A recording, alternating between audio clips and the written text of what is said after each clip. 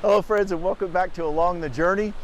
We are here today at a windy Hanging Rock at Hanging Rock State Park, just a short drive north of Winston-Salem. The hike is wonderful. Many of you have been here, you've seen the beautiful views. Even on a bad day, it's great just to get up here. And I don't know about you, but I am attracted. I find great hikes and high overviews and these wonderful, just picturesque scenes to be very attractive. They're appealing to me.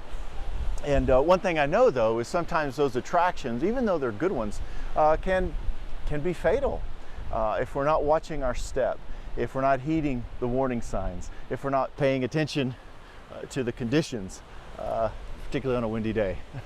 And before we know it, it can be fatal. And so we want to be careful, even in those things that we're attracted to and that are really good things. Well, this week, Section 4, Unit 3 in our journey, we're going to be looking at the idea of attraction when it comes to our marriage and our relationships. We're going to be looking at the idea that generally we're attracted in three ways to others.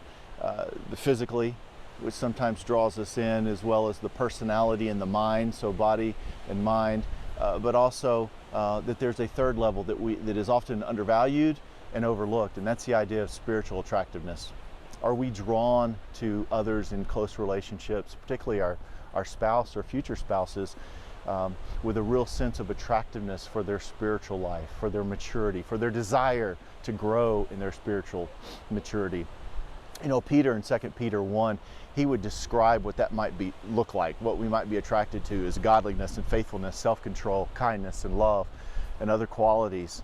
And so I'd encourage you as you move forward, whether you're in your marriage now for 50 years or you're engaged, or this is just sort of for a future spouse or a deep friendship, make sure that you're valuing the spiritual attractiveness to others. And so 3 keys this week. The first is going to be this.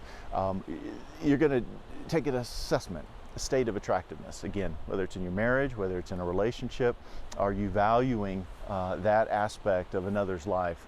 Or are you valuing other aspects with a greater priority or degree? Secondly, in your groups, if you haven't already been doing this, I'd ask you to break up one-on-one. In groups of 6 and 4, that works great. Otherwise, I guess you guys can figure it out. But when we're one-on-one, answering those equipping questions or those accountability questions, really feel like there's some great transparency, some great honesty. And the questions you'll note this week, there are questions specific for those that are married and specific for those that are not married. And then the third step, which I think is really significant, and it's not really even a being on mission question. It's about sharing one lesson that you have taken in from Journey so far this year, and share that with your spouse. Share that with someone who's intimately friends with you. But just share what you've learned. Again, a way of growing in the way we're attracted to one another spiritually. I think that's key, but I also think it's just a good practice in general.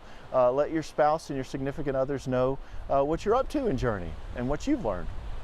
And so, have a great week, and until we meet again, I hope you get a chance to get out on a day that's not quite as blustery, but still that you get out, that we watch our steps, every step, that they're careful. And I promise you, if we'll do that in our marriage, it won't always be easy. There will be challenges, but if we're attracted to the right things in God's timing and God's ways, we'll work through it, and that view will be worth the climb. Blessings, friends.